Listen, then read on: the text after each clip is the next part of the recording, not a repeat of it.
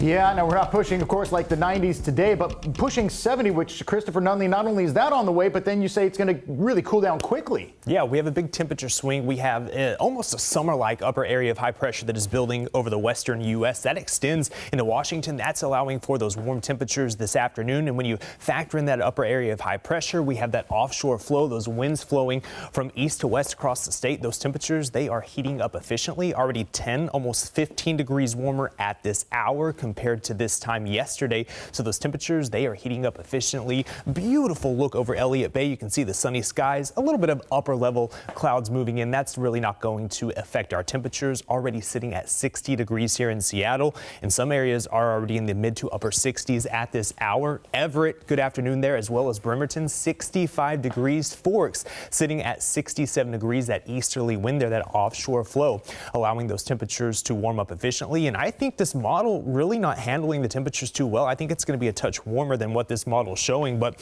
we're going to hit 70 degrees here in Seattle. Most areas going to hit 70 this afternoon, with the possibility of a few mid 70s this afternoon. Average high is in the upper 50s. 57 is that average high here in Seattle. We're going to be far from a record. This isn't record heat or dangerous heat, but we are going to see the temperature actually a little bit warmer than what we normally do. The first high of 70 degrees in Seattle is April 13th. So we're a little bit about a week ahead of schedule, but as you can see, this is not going to be a record. The record is 78, set back in 2016. Last year, we didn't hit 70 degrees until April 15th. Taking a look at the hourly forecast, we climbed into the upper 60s, lower 70s between 3 to 4 this afternoon in Seattle, and that's going to be the case in Everett as well. May actually hit 70 degrees by around 2 p.m. in Everett, with that temperature already sitting at 65 degrees. Nothing really showing up on SatRad. We have some high-level clouds starting to move in ahead of a frontal system. That's not going to impact us until tonight into tomorrow morning, but you can see no rain out there, and that's what we're expecting over the next 12 hours or so. Future radar shows that frontal system moving in. This is going to be between 9 to 11 tonight, starting to see some coastal rain showers move in, and this will move into the Sound and the I-5 corridor between 2 to 3 Friday morning. But I do think this should clear out for the morning rush hour between Olympia as well as Tacoma and Seattle. I think the morning rush hour is going to be dry.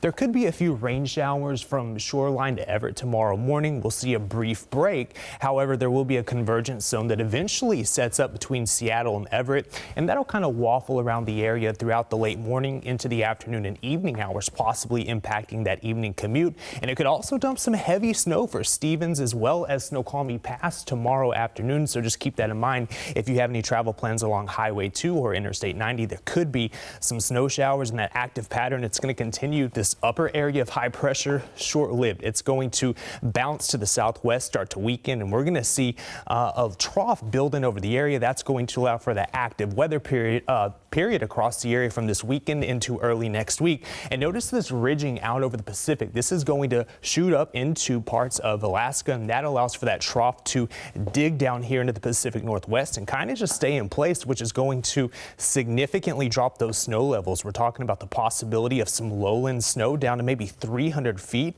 Saturday night into Sunday morning, and again Sunday night into Monday morning.